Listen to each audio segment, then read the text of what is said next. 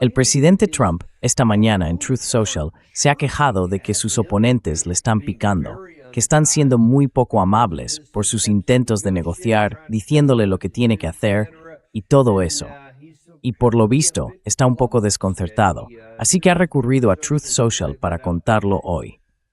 El problema con eso es que ha tenido mucho tiempo para intentar aclararlo, y hay obstáculos muy serios frente a casi cualquier cosa que pueda hacer. Así que lo último que debería preocuparle es quién le está picando, o qué dicen unos y otros.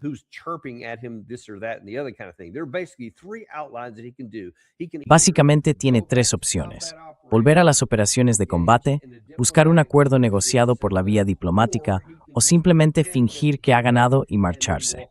Las tres son posibilidades legítimas que podría elegir. Hoy vamos a analizar cada una de ellas, una por una. Y tenemos de nuevo con nosotros por primera vez en un tiempo a Patrick Henningsen, periodista, analista geopolítico y fundador del sitio web de análisis de noticias 21stcenturywire.com, además de presentador del programa Sunday Wire. Patrick, como siempre, bienvenido de nuevo al programa. Encantado de estar contigo, Daniel. Gracias. Escucha, me alegra tenerte aquí hoy.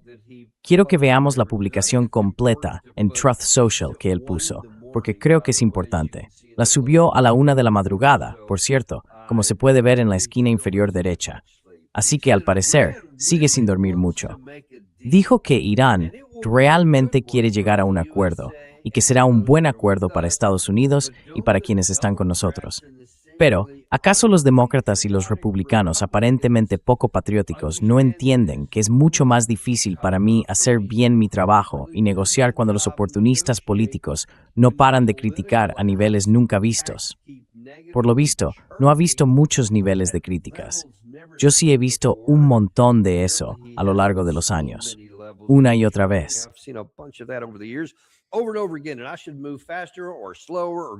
Y debería moverme más rápido o más despacio, o ir a la guerra o no ir a la guerra, o lo que sea. Simplemente sentarse y relajarse, que al final todo saldrá bien. Todo irá genial. Siempre pasa, dice él. Pero mira, Patrick, quiero decir, veamos un par de cosas recientes.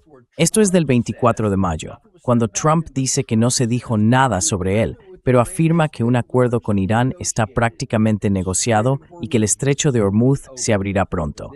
Y luego, el viernes pasado, iba a reunir al equipo de seguridad nacional en la sala de situación para tomar una decisión final. Y ahora, aquí estamos, lunes por la mañana, y no se ha tomado ninguna decisión final. ¿Es antipatriótico comentar ese tipo de cosas?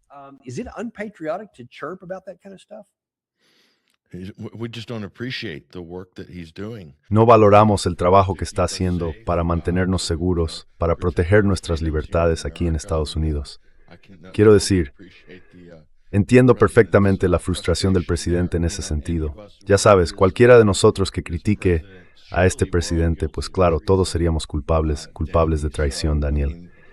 Así que bueno, ese es más o menos el punto en el que está el presidente. En mi opinión, basándome en lo que he visto, en lo que he leído y en las conversaciones que he tenido con gente en Irán y con personas que conocen bien esta situación, Irán no tiene ningún interés en llegar a un acuerdo con Estados Unidos, al menos en lo que respecta a ese supuesto acuerdo del que habla Trump, o a la idea de acuerdo que tiene Trump. Es algo inviable. Lleva haciéndolo desde hace bastante tiempo.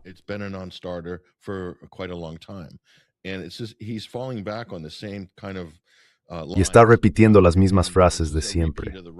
Esto es una repetición de la pantomima de las negociaciones con Rusia, cuando decía de vez en cuando, mira, ellos de verdad quieren llegar a un acuerdo. Los rusos realmente quieren hacerlo de verdad. Yo también quiero llegar a un acuerdo, y estamos muy cerca, muy cerca, muy cerca. Es el mismo guión. No está hablando directamente con los iraníes.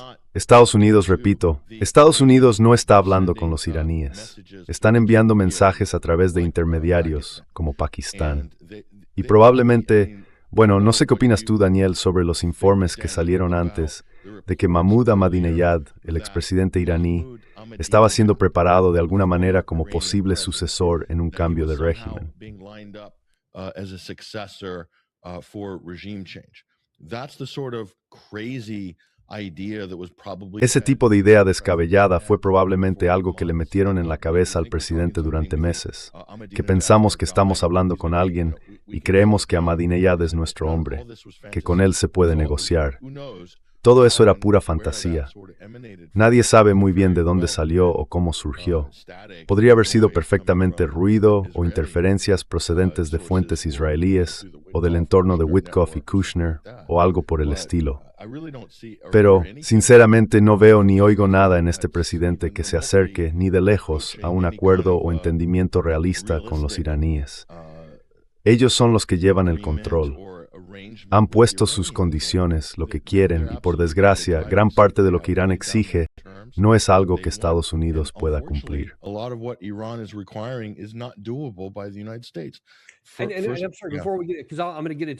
Voy a entrar en todos esos detalles en un momento, pero sobre el tema que acabas de mencionar, lo del supuesto acuerdo con Ahmadinejad que estuvo circulando y todas esas afirmaciones, hubo algo quizá parecido que se movió por todas las redes sociales durante el fin de semana. Decían que el actual presidente Pezeshkian había dimitido en señal de protesta, que estaba enfadado porque los guardianes de la revolución estaban tomando el control y que había renunciado, aunque la prensa iraní repetía una y otra vez que no era cierto. Él mismo salió en público el domingo, creo que fue, y dijo, no voy a hacer nada de eso. De hecho, prefiero ser un mártir antes que abandonar esto. Y aún así, estaba por todas partes. Perdí la cuenta de la cantidad de medios grandes en redes sociales que aseguraban, sí, está confirmado, ha dimitido, se ha ido, todo eso. Y sin embargo, aquí sigue esta misma mañana. ¿Qué opinas de eso?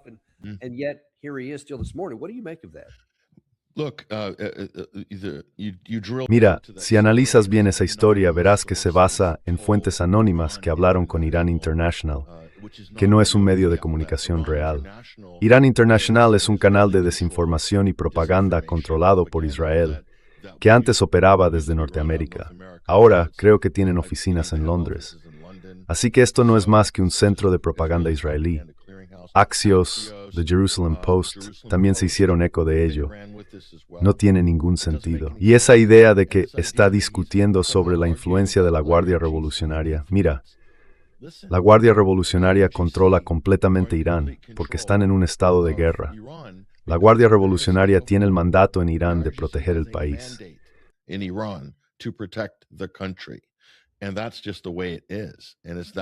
Y así son las cosas. Y eso no va a cambiar hasta que se firme algún tratado de paz. Y todos sabemos que no va a haber ningún tratado de paz ni ningún acuerdo realmente vinculante con Estados Unidos en un futuro cercano, ni con esta administración, ni en el próximo año o dos. Así que ese argumento falso sobre la influencia de la Guardia Revolucionaria es solo una maniobra de relaciones públicas que salió de Washington o de Israel o de algún sitio para intentar crear, no sé, la impresión de que hay confusión y caos en el lado iraní. Eso es lo único que puedo confirmar.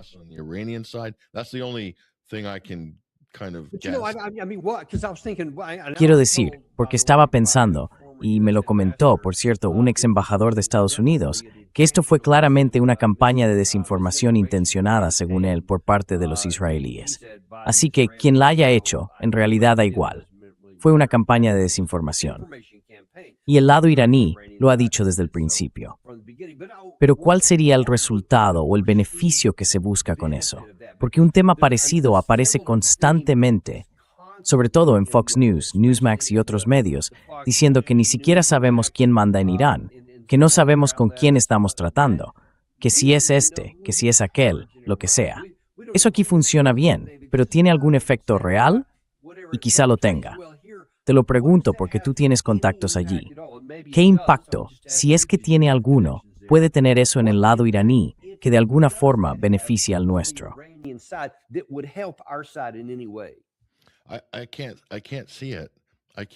No lo veo. No lo veo. Si uno tiene, aunque sea un conocimiento básico de cómo funciona la cadena de mando en Irán, sabrá que el presidente no tiene autoridad directa sobre los asuntos militares ni sobre estas negociaciones. Todo eso recae, de forma muy clara, en el líder supremo, el Consejo de Expertos y la Guardia Revolucionaria. y el presidente cumple más bien un papel interno, un papel político simbólico. Pero en todo lo que nos preocupa aquí a nivel internacional, el presidente tiene que estar de acuerdo, tiene que estar alineado con todo eso.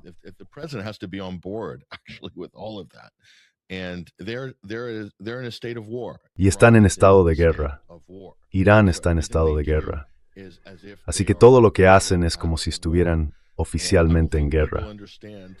Y creo que la gente no lo entiende, o al menos el público estadounidense que no lo percibe así, va a interpretar mal todos esos informes falsos que se están difundiendo. No entiendo por qué lo hacen, salvo que sea una especie de movimiento previo para apoyar algún nuevo argumento que estén preparando, o quizá un ataque militar, un posible cambio de régimen, tal vez un ataque de decapitación.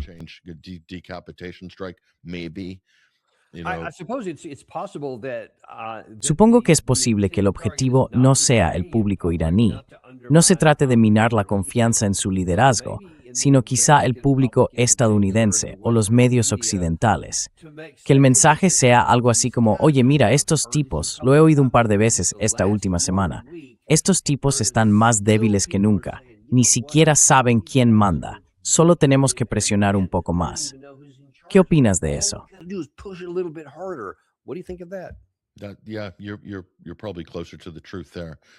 Sí, probablemente estés más cerca de la verdad ahí, porque eso encaja con el tipo de relato que Trump estaba construyendo. Ya sabes, esa idea de que ellos no tienen un liderazgo real, que están totalmente desorganizados, que el líder supremo se esconde en una cueva en algún lugar de Irán y no ha mostrado la cara al público. Todo eso. Y hay que recordar que Estados Unidos sigue aferrado a la idea de que el, entre comillas, régimen mató a 40,000, 30,000 o 50,000 o los que sean de su propia gente, que no son realmente legítimos y que gobiernan como una autocracia dictatorial con mano de hierro, matando a su propia población sin control. Eso sigue siendo parte del relato de Trump.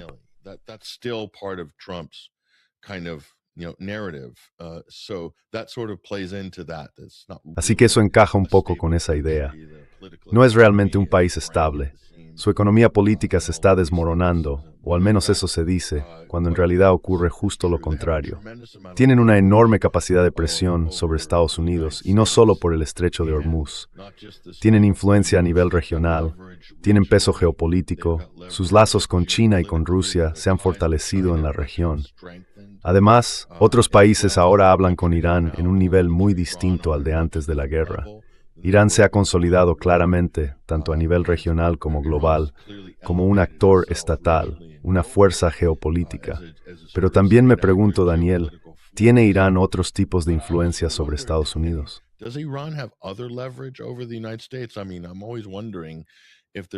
Quiero decir, siempre me pregunto si hay algo más, algo sobre lo que quizá existe un acuerdo implícito de no hablar y que se esté intentando resolver entre bastidores. Podría tener que ver tal vez con el enriquecimiento de uranio, pero no descartaría esa posibilidad. Sé que puede sonar un poco descabellado, pero el asalto fallido en Isfahán podría perfectamente haber causado víctimas o incluso la captura de soldados. Esto ha pasado antes en la historia, y esas negociaciones se llevan a cabo en silencio detrás de las cámaras, porque Estados Unidos no ha hecho ningún ataque importante desde entonces. Así que siempre estoy buscando alguna explicación, porque toda esta farsa actual de negociaciones es muy extraña. Quiero decir, Estados Unidos tiene recursos pesados y activos navales.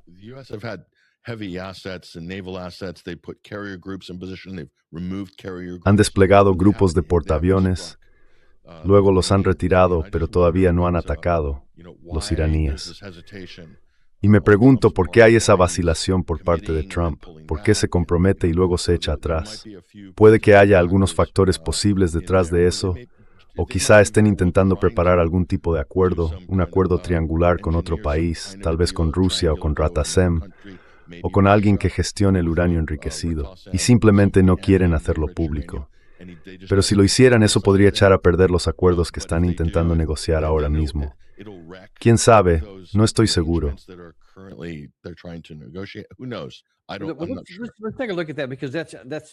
Veamos eso, porque tal como yo lo veo, hay tres opciones generales entre las que el presidente Trump tiene que elegir. Ninguna es buena. pero son tres, según mi punto de vista. La primera sería simplemente escuchar todo el ruido, volver a las operaciones de combate e intentar hacer lo que no se hizo en los primeros 40 días.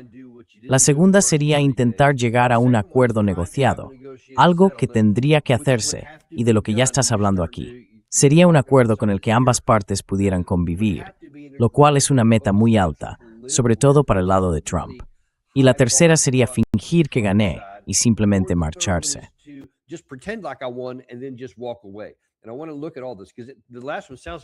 Y quiero analizar todo esto, porque la última opción puede sonar como algo descartable, pero en realidad es una posibilidad legítima, y sé que se está considerando dentro de la Casa Blanca.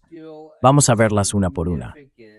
Todavía hay un grupo importante de personas que dicen, oye, ¿sabes qué? Volvamos y terminemos el trabajo.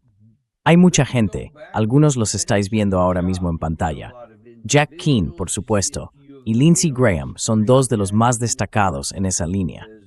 También están organizaciones como el American Enterprise Institute, la Fundación para la Defensa de las Democracias. Yoav Gallant desde Israel es otro que insiste en terminar el trabajo. Se ve un patrón común aquí, en todos ellos.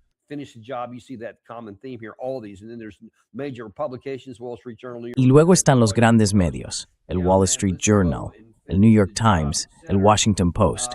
Sí, claro, vamos a terminar el trabajo y todo eso. Pero como decías, el presidente Trump en realidad no lo ha hecho hasta ahora. Aún así, esta gente sigue empujando en esa dirección. Pero hay dos grandes obstáculos. Bueno, en realidad tres. Tres obstáculos en contra de eso. Y me gustaría que hablaras de cada uno por separado. El primero es que usamos muchísima munición en la primera fase, y me refiero a los sistemas de armas clave, los JAS, misiles de crucero de largo alcance, los Tomahawk, los interceptores THAAD y los interceptores PAC-3. Así que 2 armas ofensivas y 2 defensivas.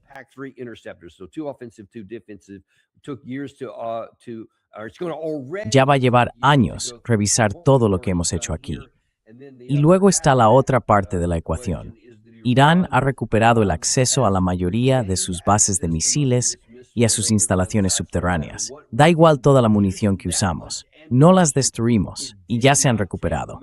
Así que eso parece ir claramente en contra de la idea de deberíamos volver y hacerlo otra vez, porque ahora tenemos menos munición. No funcionó la primera vez, pero aún así parece que sigue sobre la mesa. ¿Por qué hay tanta gente, tantas organizaciones y medios insistiendo tanto en algo que a todas luces no va a funcionar?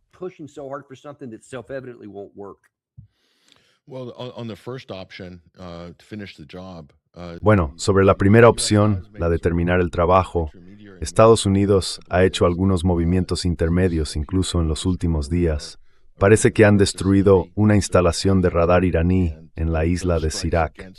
Y esos ataques contra las islas del estrecho, las islas pequeñas, parecen un preludio de un posible ataque militar o quizá de la ocupación de alguna de esas islas o de zonas estratégicas dentro del estrecho. ¿Quién sabe? Pero en cierto modo, tiene sentido en esa dirección, aunque me parece poco probable que Estados Unidos pudiera hacer un desembarco y mantener el territorio. Aún así, puede que ahora mismo solo estén tanteando el terreno.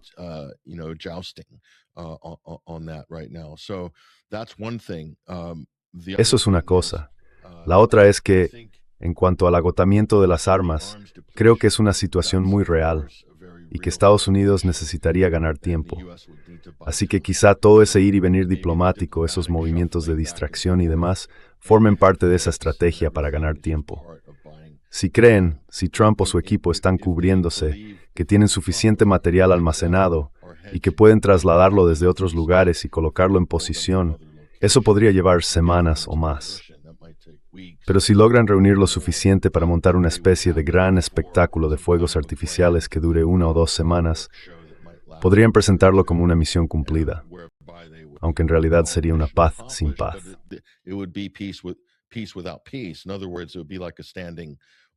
En otras palabras, sería como una orden permanente para un conflicto futuro, en la que Estados Unidos podría ir pinchando a Irán de vez en cuando y seguir con este tipo de maniobras, sin llegar a lanzar de nuevo un ataque militar a gran escala contra Irán. Al menos no por ahora, hasta que puedan ejecutar algún tipo de golpe decisivo. Así que estamos atrapados en una especie de fase intermedia. Y puede que sea simplemente porque no veo posible un acuerdo negociado que sea realmente vinculante. En resumen, está bastante atascado.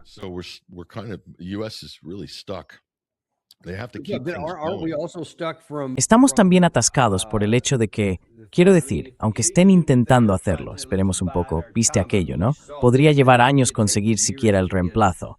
Pero luego está el tema de, vale, lo reemplazas todo. Un JASSM o un Tomahawk va a penetrar una montaña que no penetró la última vez. Quiero decir, ¿cuál es el resultado final aquí? ¿Cuál es el objetivo?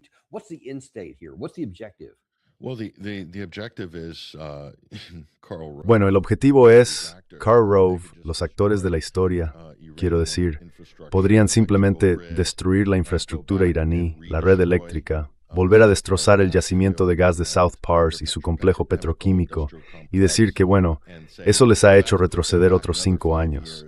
Y luego esperar un año y quizá hacer algo otra vez más adelante. Después de un año, quién sabe. Pero todos sabemos que Irán va a responder, así que eso tampoco va a funcionar.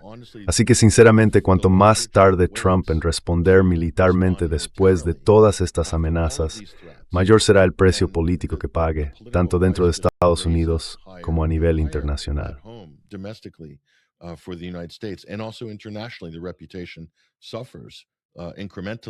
Su reputación se va deteriorando poco a poco cuanto más tiempo espere. Así que, o bien, no quiero usar un término despectivo, pero ya sabes, o hace algo o, bueno, se aparta por decirlo así, está atrapado en medio. E Israel también necesita ganar tiempo, porque sus defensas están claramente agotadas. Así que esto les conviene. Y fíjate en otra cosa, Israel sigue haciendo incursiones en Líbano, y ahora están intensificando esas acciones. Eso también forma parte de cualquier gran acuerdo de lo que está ocurriendo en Líbano. Estados Unidos e Israel quieren separar ese tema, pero desde el punto de vista iraní, todo eso forma parte de las negociaciones, o al menos en un sentido más amplio, de la geopolítica.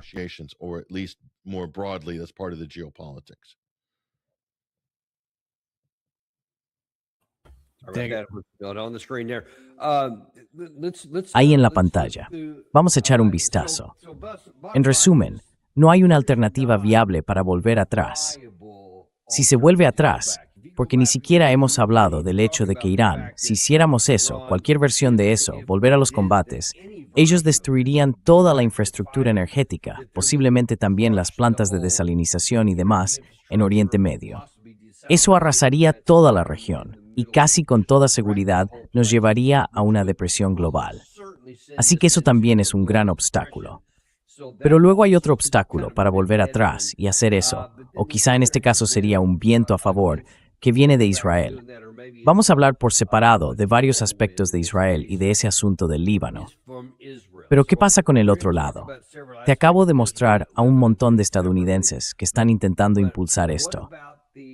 Y el lado israelí, ¿por qué quieren que Trump vuelva a una operación militar que según cualquier evaluación racional no lograría el resultado que están buscando?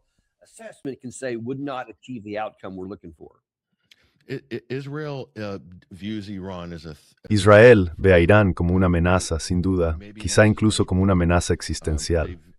Los ve como una amenaza política, eso seguro, porque apoyan la causa palestina. Se presentan como defensores del más débil, de la causa palestina. Pero la principal preocupación de Israel en cuanto a sus prioridades no es Irán, porque Irán ha demostrado que cesa las hostilidades si nadie les ataca. Si no les disparan, ellos también paran. Así que Irán actúa de forma racional en el ámbito internacional, y por eso Israel no está tan preocupado por ellos en ese sentido. Lo que realmente preocupa a Israel son sus objetivos en su entorno más cercano. El territorio del sur del Líbano, la Franja de Gaza, Cisjordania y posiblemente más allá de eso, desde luego también en Siria. En cuanto a la expansión de sus fronteras, esta es una oportunidad que Israel no puede dejar pasar.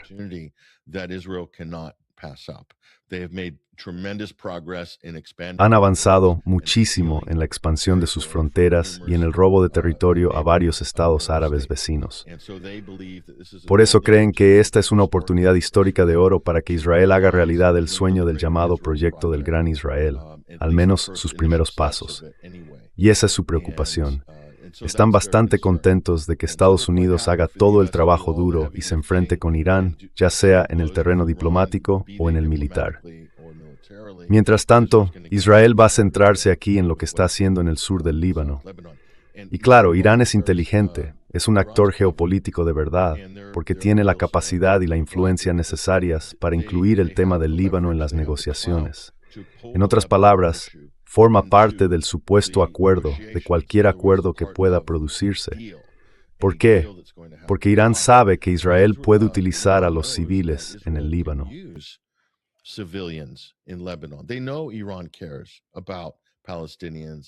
Saben que a Irán le importan los palestinos, los libaneses y la gente de la región.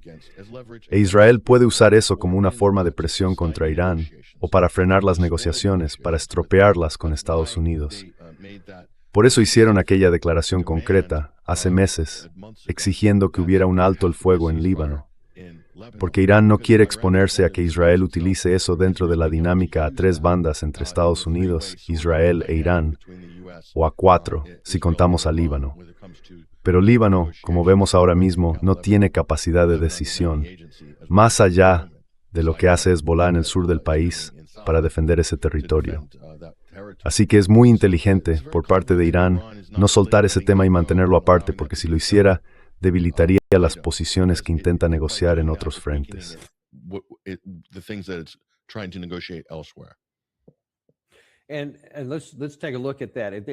Veamos eso.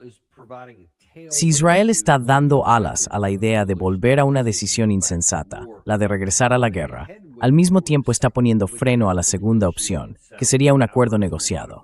He escuchado a mucha gente, y algunos han estado aquí en el programa, decir que el mayor temor que tiene realmente Israel es que Trump ceda ante la, entre comillas, presión y acepte algún tipo de acuerdo negociado para poner fin a todo esto. Y como mencionabas, uno de los temas más importantes, quizá el más importante, es el asunto del Líbano. Pues bien, esto fue lo que dijo Netanyahu esta misma mañana sobre ese tema. Hay sin disparar splat en la que Hezbollah ataque nuestras ciudades y a nuestro ciudadano, y sus dosetzer en Bishendahia queden fuera de nuestro alcance. Así que bueno, si escuchas eso, sobre todo desde una perspectiva occidental, piensas, claro, quiero decir, si esos terroristas están atacando a Israel ahí abajo, por el amor de Dios, por supuesto que tienen todo el derecho a defenderse. ¿Cómo se te ocurre sugerir lo contrario? Espera un momento. Miremos las noticias. Israel invadió Líbano, abriendo un nuevo frente contra Irán.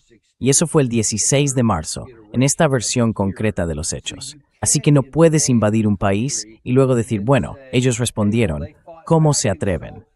Y por eso seguimos en este bucle, porque hay una especie de lógica circular, si se puede llamar así.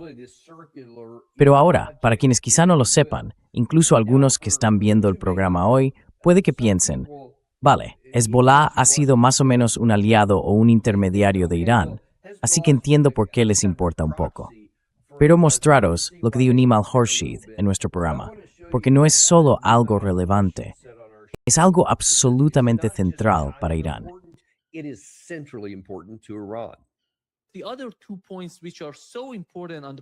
Los otros dos puntos que son tan importantes por parte de Irán son, primero, la liberación inmediata de $12,000 millones en activos iraníes congelados, que va a formar parte del acuerdo. Cuando anuncien esto, cuando digan que han firmado el documento, las dos partes anunciarán que lo han firmado. Y en ese momento tiene que producirse la liberación inmediata de esos $12,000 millones en activos iraníes congelados. Y el segundo punto, que en mi opinión es el más importante de todo el memorando de entendimiento, es el alto el fuego en Líbano. No hay manera de que Irán acepte ningún tipo de acuerdo, ningún tipo de entendimiento con Estados Unidos, sin que haya un alto el fuego en Líbano. Son cuestiones enormes, coronel.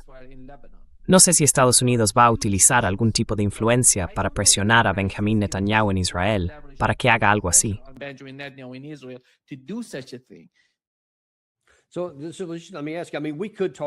Déjame preguntarte algo. Podríamos hablar de todo tipo de acuerdos, de ese memorando de entendimiento, de abrir el estrecho, de levantar los dos bloqueos. Podríamos hablar de todo eso. Y sí, son temas importantes. Pero si no se resuelve antes la cuestión del Líbano, entonces nada de lo demás llega siquiera a ponerse sobre la mesa. Así que, ¿por qué crees tú que pasa eso? O mejor dicho, a simple vista parece que Israel tiene poder de veto sobre cualquier negociación, diciendo básicamente, seguiremos acelerando y escalando en el Líbano, da igual lo que diga el presidente Trump. Entonces, ¿es Israel quien realmente está llevando el control aquí? Yeah, they are, that's very well put, Daniel. Sí, así es, y lo has expresado muy bien, Daniel. Tienen ese tipo de poder de veto sobre las negociaciones mientras Líbano esté incluido en ese paquete. Pero con el tiempo, si Irán se mantiene firme y no cede en ese punto, al final eso acaba arrastrando a Israel al juego de las culpas. Así que la gente que quiere ver paz, que quiere ver estabilidad en la región, podrá culpar a Israel. Eso es lo que va a pasar si no ha empezado ya. Así que lo que está haciendo Israel básicamente es jugar al engaño, decir que Hezbollah está atacando, que están aterrorizando a los israelíes, que solo están golpeando objetivos militares.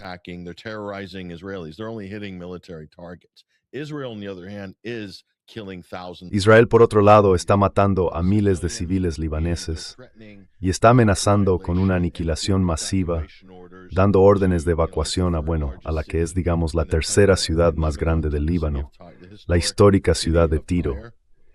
Están dando órdenes de evacuación diciendo que hay que marcharse porque van a arrasar el lugar.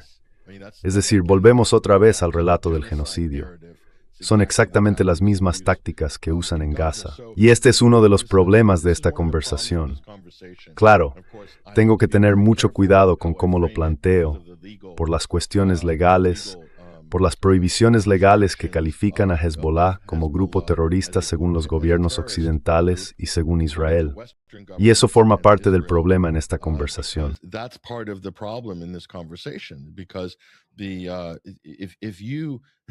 Porque si reconoces, aunque sea mínimamente, que Hezbollah es un ejemplo, que está basada en el sur del Líbano, que son del sur del Líbano, y que están librando una lucha de liberación contra una ocupación frente a un enemigo invasor, entonces puedes acabar infringiendo las leyes de censura o las leyes antiterroristas y todo eso.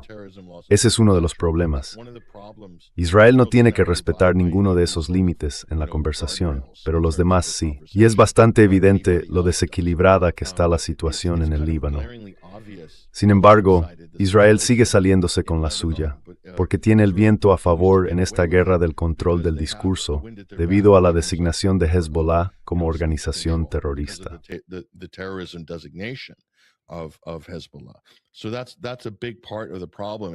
Así que esa es gran parte del problema. Y eso significa que no va a haber negociaciones, ni ningún tipo de diálogo entre los elementos soberanos del Líbano y los demás. Y Netanyahu está mintiendo cuando dice que Hezbollah está aterrorizando a los israelíes, porque no es cierto. Están llevando a cabo una operación militar muy estricta. Israel, en cambio, está cometiendo auténticos actos de terrorismo. Matando civiles a gran escala, amenazando con arrasar ciudades. That's about as terroristic as you can possibly get. Sí, ya sé que tienes ese tema de las designaciones. Mira, para quienes no lo tengan del todo claro, me pregunto si podrías explicar muy brevemente algo así como un pequeño paréntesis. Siempre se dice que Hezbollah es un grupo proxy de Irán, que Irán creó todos esos grupos para atacar a Israel, y todo eso. Pero, según lo que tú entiendes, ¿cuál es realmente el origen de Hezbollah? ¿Cómo se formó? ¿Qué fue lo que provocó su creación o su levantamiento en primer lugar?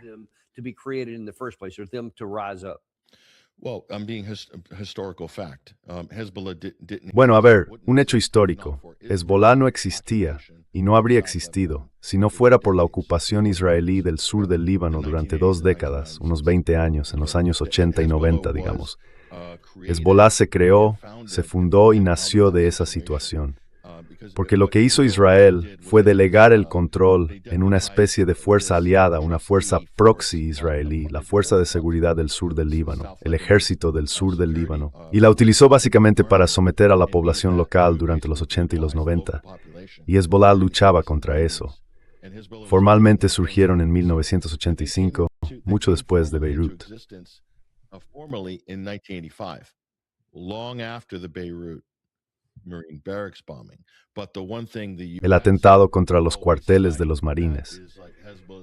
Pero el único hecho que Estados Unidos menciona siempre como ejemplo de que Hezbollah mató a estadounidenses es ese atentado en Beirut. Bueno, hay otras explicaciones y otros actores que habrían tenido interés, incluido el propio Israel, aunque eso es otro debate, en que Estados Unidos saliera del Líbano en 1982 y 1983. Así que eso es otra conversación. Pero existen esas posibilidades. No habría habido Hezbollah si Israel no hubiera ocupado el sur del Líbano.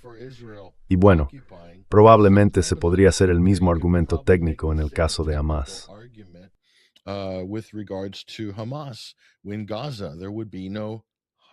En Gaza no existiría Hamas si no fuera por la ocupación brutal y por esas operaciones periódicas de exterminio, o como Israel las ha llamado, cortar el césped en Gaza.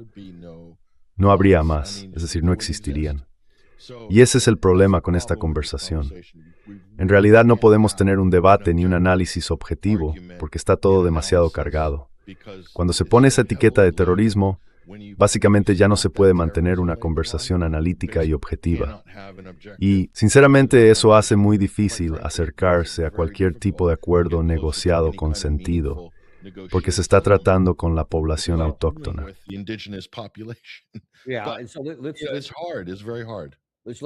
Es duro, es muy duro. Vamos a mirar esa parte de la misma ecuación aquí. Vale, asegúrate de que sigo ahí. Esta es la noticia israelí de hoy. El alto el fuego en Líbano se desmorona mientras Netanyahu y sus invitados ordenan a las fuerzas de defensa renovar los ataques contra Hezbollah en Beirut. Gary te estaba mostrando un titular de gente que intenta huir de Beirut ahora mismo, anticipándose a lo que pueda venir. Pero veamos cuál ha sido la reacción aquí. Esto también es de esta mañana. Mira, es 1 de junio, temprano por la mañana, hora nuestra. Ghalibaf, el presidente del Parlamento iraní y su principal negociador, dice que el bloqueo naval y la escalada de crímenes de guerra en Líbano por parte del régimen sionista son una prueba clara de que Estados Unidos no está cumpliendo el alto el fuego.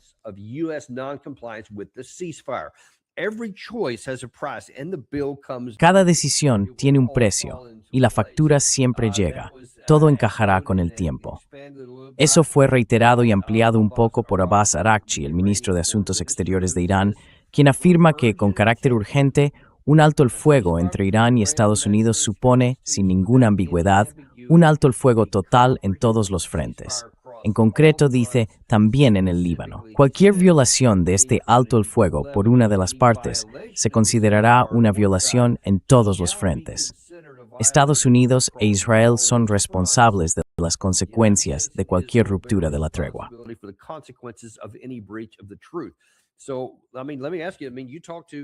A ver, déjame preguntarte algo. Tú también tienes fuentes iraníes. Esa es una afirmación bastante contundente y coincide con algo que mostramos a finales de la semana pasada, cuando Mohsen Rezaei, creo que se llama así, que era asesor militar principal del líder supremo, dijo algo como, si este bloqueo no se levanta, podríamos levantarlo por medios militares. ¿Ves alguna posibilidad de que estas negociaciones se desmoronen por el tema del Líbano y que sea Irán quien vuelva a iniciar algo? ¿Qué crees que quieren decir con esas declaraciones?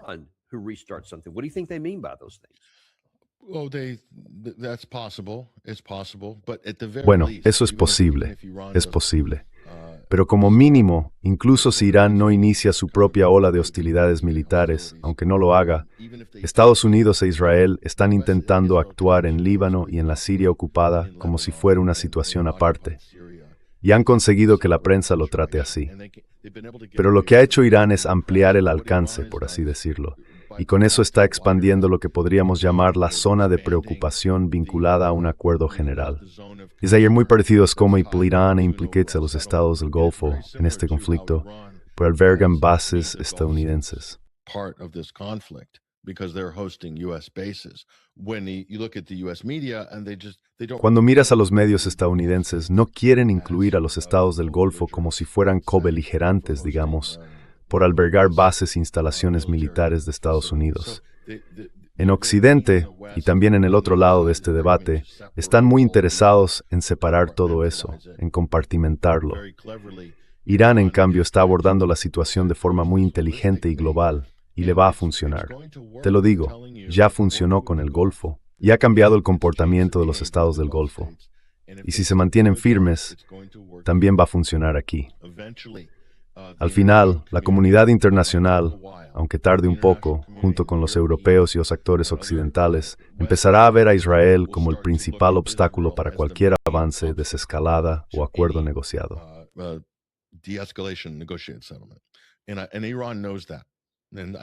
E Irán lo sabe, y creo que por eso están jugando a largo plazo. Estados Unidos está jugando una partida muy corta en todo, gestionando tácticas de forma constante, mientras que Irán lo tiene mucho más claro. Tienen una estrategia a largo plazo.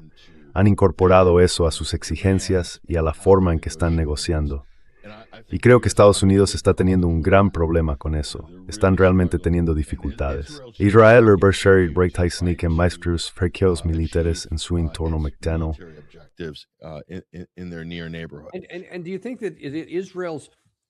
¿Y crees que el interés de Israel con todo esto?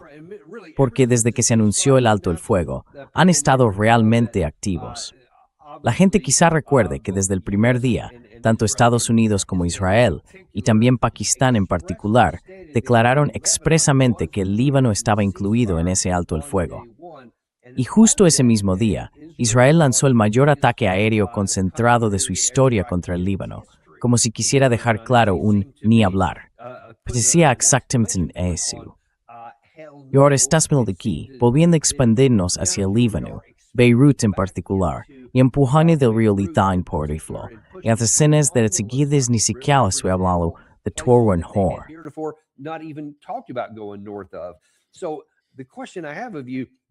Así que la pregunta que te hago es, ¿esto es simplemente Israel diciendo, vamos a hacer lo que haga falta para asegurarnos de que no haya un acuerdo negociado? ¿O puede que sea Israel intentando decir, quizá incluso en cooperación con Estados Unidos, oye, entremos en esta zona que sabemos que para ellos, en Líbano, es algo innegociable, para provocar que Irán empiece a responder? Y luego decir, mira lo que han hecho, ahora vamos a ir a por ellos. ¿Cuál de esas dos cosas crees que podría estar ocurriendo?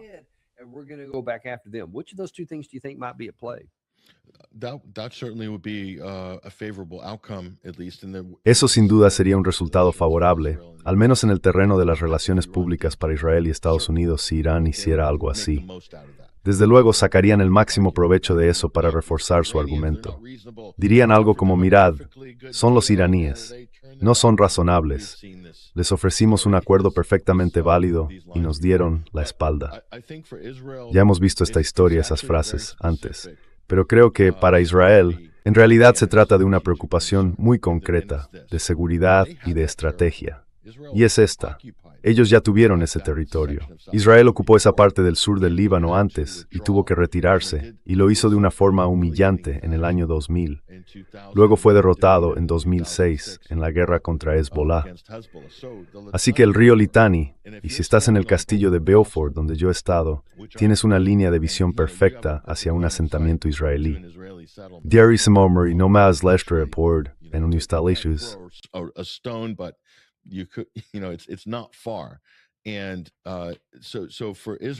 Así que, para Israel, su preocupación esta vez no sería solo llegar hasta el río Litani. Querrían tener una posición mejor que la que tuvieron antes. Eso significa que necesitarían una zona de seguridad más allá del río Litani. ¿De acuerdo? Eso ya es otra historia. Creo que eso es lo que están buscando, porque no les basta con volver a lo de antes. Ahora bien, para ellos sería algo productivo, porque ya han destruido todas esas aldeas, han arrasado esas estructuras y han destruido cientos de miles de viviendas en el sur del Líbano. Así que para ellos eso es un avance. Desde la mentalidad israelí, están haciendo un mejor trabajo despoblando el sur del Líbano que antes. Y no van a depender necesariamente de una fuerza interpuesta como hicieron en el pasado. Simplemente van a arrasarlo como hicieron en Gaza. Pero quieren quedarse con más territorio.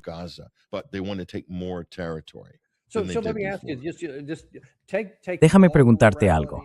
Olvidémonos por completo de la moral, de las normas internacionales, de las leyes, de todo eso, del Consejo de Seguridad de la ONU y demás. ¿Tiene Israel, con su estructura militar y con los recursos que posee, la posibilidad real de cumplir con eso? ¿Podrían avanzar al norte del río Litani? ¿Podrían mantener el control de lo que no lograron en el año 2000 o en 2006? Ya sabes a qué me refiero, pensando en lo que viene a partir de ahora.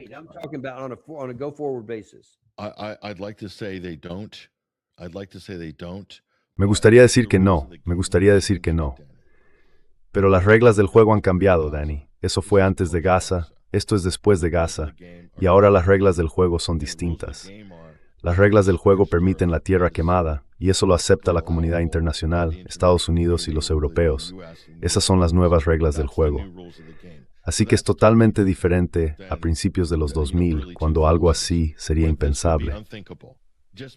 Solo lo que hemos visto en los últimos 6 meses en el Líbano, a manos del ejército israelí y de los israelíes, habría sido impensable hace 20 años, 10 años, incluso 5. Pero ya no lo es. No lo es. Y todo se hace bajo el paraguas, bajo el pretexto, bajo la bandera de las operaciones antiterroristas. Ese es el problema.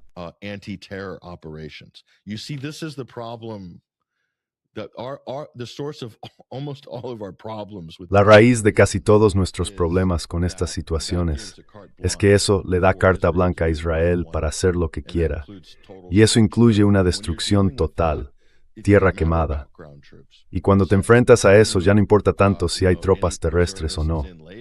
Pueden movilizar a los reservistas más tarde, cuando el lugar ya haya sido completamente arrasado. El sur del Líbano no tiene ni de lejos la infraestructura subterránea, ni los mecanismos de resistencia y supervivencia que tiene Gaza. Y eso es importante. En Gaza ha habido una aniquilación, pero jamás sigue existiendo, aunque mucho más debilitado. En cambio, el sur del Líbano ha sido una sociedad que funcionaba. Es un país precioso, tiene una vida normal, autopistas, infraestructuras, todas esas cosas que Palestina no tiene, que la Palestina ocupada no tiene. Pero cuanto más avanza Israel, todo eso desaparece. La gente ha sido desplazada. Millones de personas han sido desplazadas.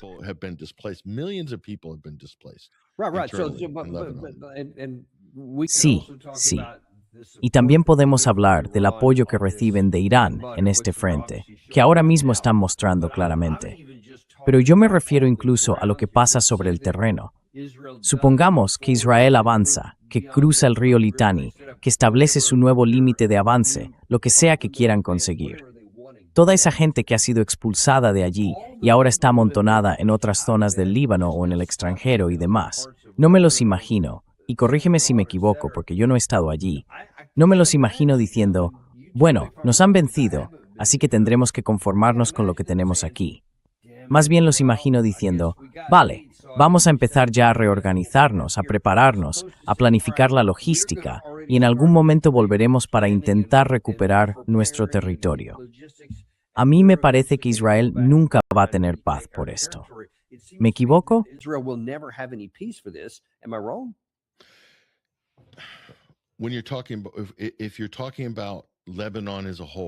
Si hablamos del Líbano en su conjunto, como país, eso representa un gran porcentaje de libaneses, porque está dividido de forma sectaria entre cristianos, suníes, chiíes y drusos. Por esa razón, hay amplios sectores de la población libanesa, incluido el presidente y el primer ministro, a los que realmente no les importa su frontera. No tienen ningún interés en defenderla, no tienen ningún interés en frenar a Israel. De hecho, muchos de esos libaneses, que podrías llamar sionistas o pro-estadounidenses, están bastante contentos de ver a Israel avanzar hasta Beirut, porque consideran a los chiíes y a Hezbollah como el enemigo mortal, existencial, de todo lo que representa el Líbano. Y tienen una especie de síndrome de Estocolmo, con la ocupación económica y política de Estados Unidos y con la ocupación israelí, en cierto grado política y de inteligencia, sobre el Líbano. Por eso están bastante dispuestos a ceder ante esa agenda estadounidense e israelí para el sur del país.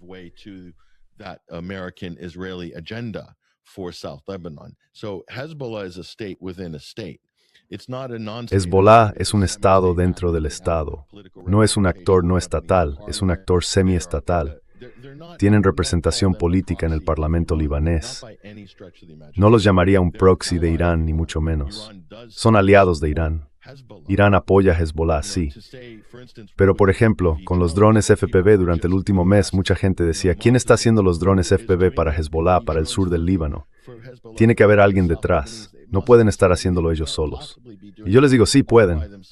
Los libaneses son ingenieros excepcionales, grandes emprendedores, muy ingeniosos. They're master entrepreneurs. They're very resourceful. They're very adaptable. They work in crisis. Son muy adaptables. Saben trabajar en crisis. Saben trabajar sin nada. Ese es el modo normal de los libaneses. Así que no necesitan necesariamente que venga nadie, ni equipos ucranianos ni rusos, a enseñarles cómo hacer drones FPV. Tienen sin duda el talento y la capacidad natural para descubrirlo por sí mismos. Y lo han demostrado una y otra vez durante los últimos 30 años. Derrotar a Israel en 2006, algo que nadie esperaba, eso fue Hezbollah. Y no fue una victoria iraní, fue una victoria de Hezbollah en 2006. Pero el discurso en Estados Unidos es que son su proxy. Esa es la línea de Mike Pompeo, esa es la línea de Tom Barrack, esa es la línea de Fox News. This is the Fox News. Jack he calls it Iran. He says Dice que Irán está lanzando esos misiles y que los está montando directamente dentro del Líbano. Trump does that with Hamas as well. Trump hace lo mismo con Hamas. Dice, oh, Hamas está decapitando bebés. No, dice que Irán está decapitando bebés en Palestina. Así que están muy atascados en ese argumento. Y creo que el lobby israelí impulsa mucho esa idea de los proxies iraníes. Eso hace que parezca imposible resolver el problema. No se puede negociar con Irán, no se pueden descongelar activos porque acabarían en manos de sus aliados.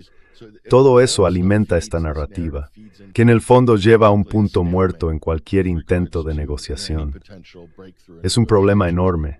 Tenemos que superar esos mensajes propagandísticos si de verdad queremos entrar en la conversación real sobre lo que está ocurriendo y sobre cómo podríamos llevar esta situación a algo más estable.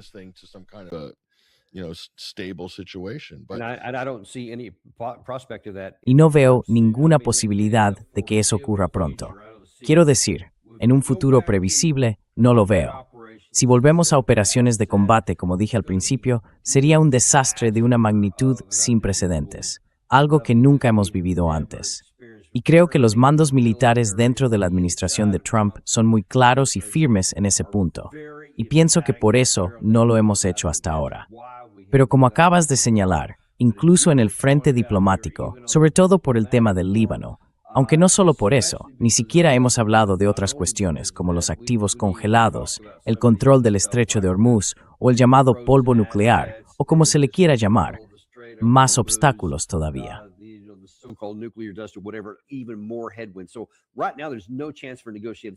Así que, ahora mismo, no hay ninguna posibilidad de un acuerdo negociado.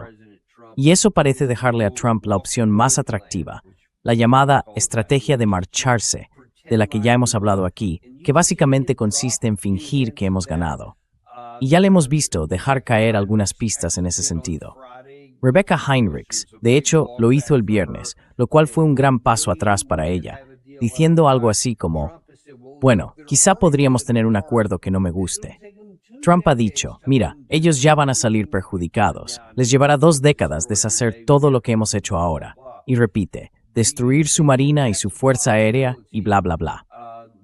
¿Crees que esa es una posibilidad real a la que Trump podría recurrir?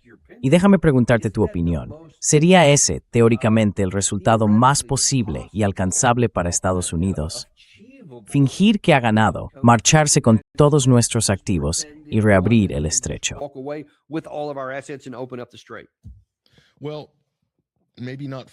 Bueno, quizá no abrir completamente el estrecho, al menos no al principio, pero retirarse sí, bajo una condición. Tiene que haber una gran distracción. Tiene que abrirse otro frente en algún otro lugar del mundo para captar toda la atención de los medios internacionales, de los medios estadounidenses, del propio sistema político de Estados Unidos, conseguir que todo el país gire, por ejemplo, hacia Cuba. Ay, madre. No, temía que fueras a decir Cuba.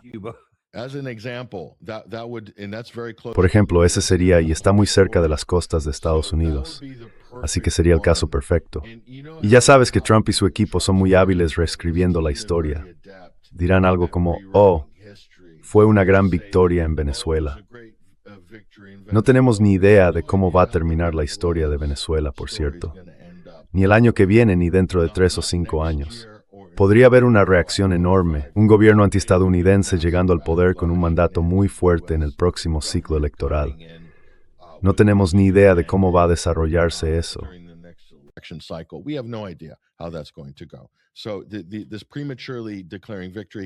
Así que esta idea de declarar la victoria antes de tiempo es algo que Trump, su equipo y su gente estarían encantados de hacer.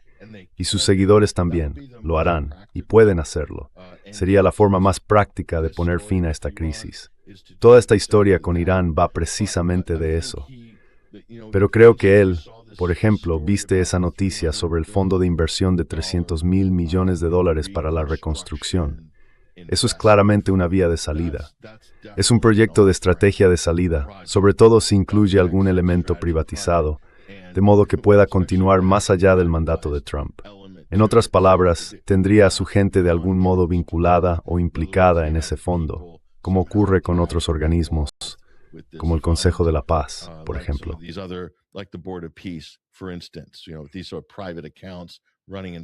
Son cuentas privadas que funcionarían en paralelo al Banco Mundial y que Donald Jr., Eric o él mismo quedarían nombrados de forma permanente en el Consejo de Supervisión, incluso después de dejar el cargo.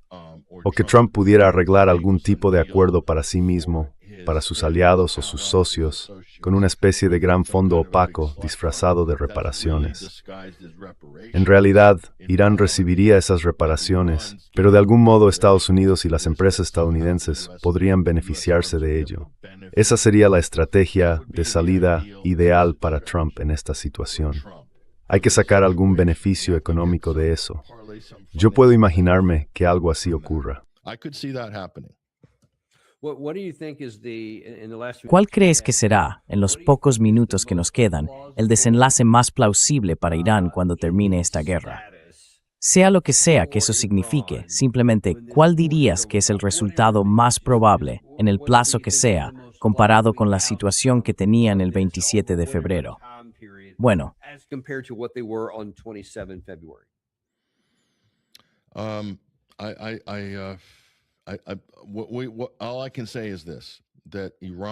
Lo único que puedo decir es esto. Irán ha mejorado enormemente su posición como actor estatal en el sistema internacional, y no lo ha hecho por los cauces normales de las relaciones internacionales. Lo ha hecho por la fuerza bruta, después de una guerra sin tratado de paz, sin un acuerdo vinculante. Así que eso supone un cambio importante. ¿Y qué significa eso? Significa relaciones más estrechas con China y con Rusia, sin duda una coordinación más cercana con China, también con Pakistán, y una mayor integración en Asia Central, en lo económico, en lo político y en lo geopolítico. Y quizá una posición más alta en el Golfo, en relación con el Consejo de Cooperación del Golfo, las monarquías árabes del Golfo. Y aunque una guerra con Israel y con Estados Unidos sigue siendo una posibilidad siempre presente, cada vez parece menos probable, porque cuanto más tiempo haya estabilidad y paz, más reforzará Irán sus defensas y se prepara para Procriper.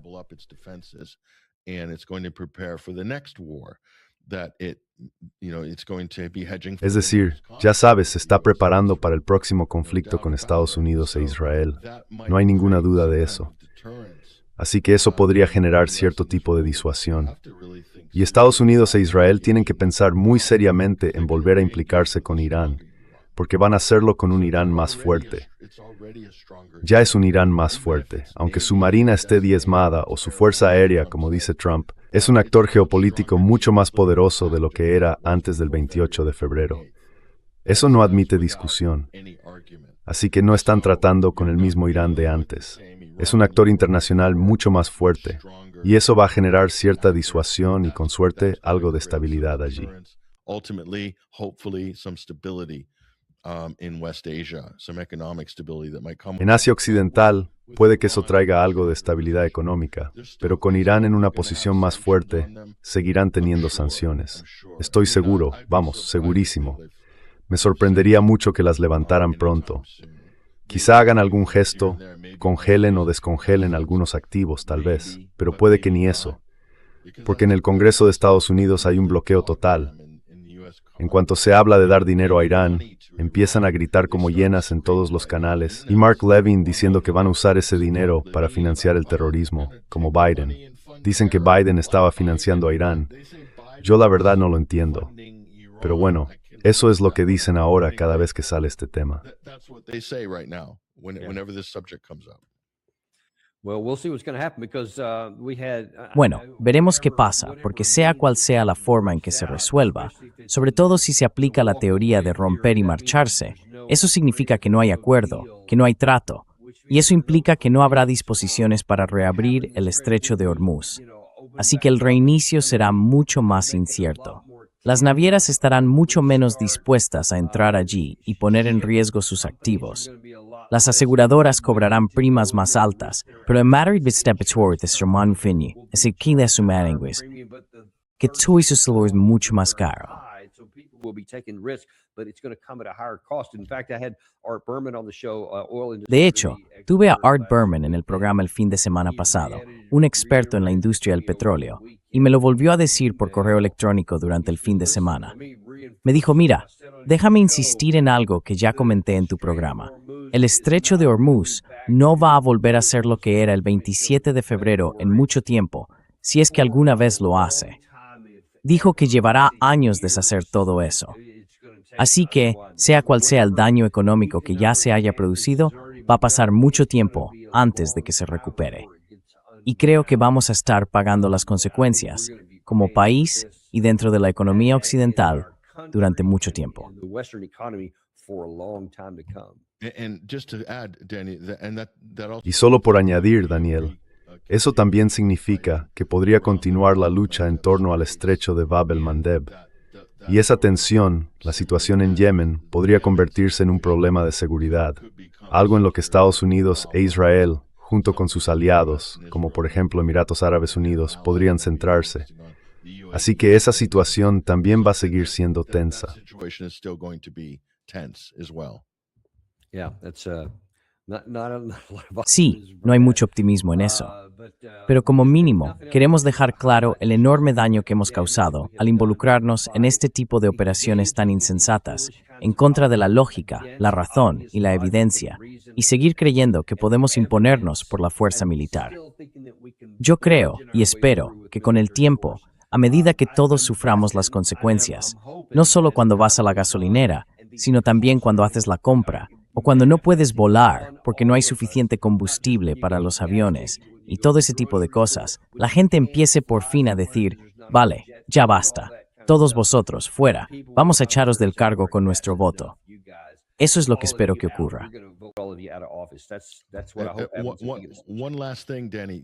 Like you said, the political. Una última cosa, Danny. Como decías, el calendario político en Estados Unidos podría agotarse y la gente va a tener que cambiar su actitud ante la situación. Y luego está lo otro. Si Rusia, China, Turquía e Irán, por ejemplo, llegan a un acuerdo entre ellos y dejan completamente al margen a Estados Unidos y a Europa, entonces tendremos que volver y unirnos a lo que hayan decidido. Esa también sería una posible solución a todo esto. Dejar a Estados Unidos fuera del juego por completo. Sidelining the US altogether. Sí, bueno, ese es un coste que tendremos que asumir. Y si eso da lugar a un mundo más estable e incluso nos beneficia, quizá no sea algo tan malo. Pero tendremos que ver cómo resulta. Muchísimas gracias por acompañarnos hoy, Patrick, y por aportar tanta claridad a estos temas. De verdad, lo agradecemos mucho. Sí, gracias, Daniel. Y ahí lo tenéis, lo mencionamos al principio del programa. el 21st Century Wire y el Sunday Wire con Patrick Henningsen. Hay mucho contenido interesante que ver. Podéis verlo justo ahí, la dirección aparece en la parte inferior de la pantalla. Así que, muchas gracias. Y por cierto, hoy también tendremos de nuevo a Matt Howe en el programa, a las 2 en punto, dentro de un par de horas más o menos. Va a analizar lo que está ocurriendo en la guerra entre Rusia y Ucrania. Ya lo mencionamos un poco antes, y ha habido algunos acontecimientos recientes que quizá no hayáis oído. Matt hablará de todo eso hoy, a las 2, en el Daniel Davis Deep Dive. No olvidéis contárselo a vuestros amigos, a los que les gusta escuchar podcasts. Decidles que añadan Daniel Davis Deep Dive a su lista. Necesitan saber lo que vosotros sabéis. Pueden escucharlo donde quiera que ya consigan sus podcasts. Solo tenéis que decírselo. Where they already get their podcast. You just got to tell them.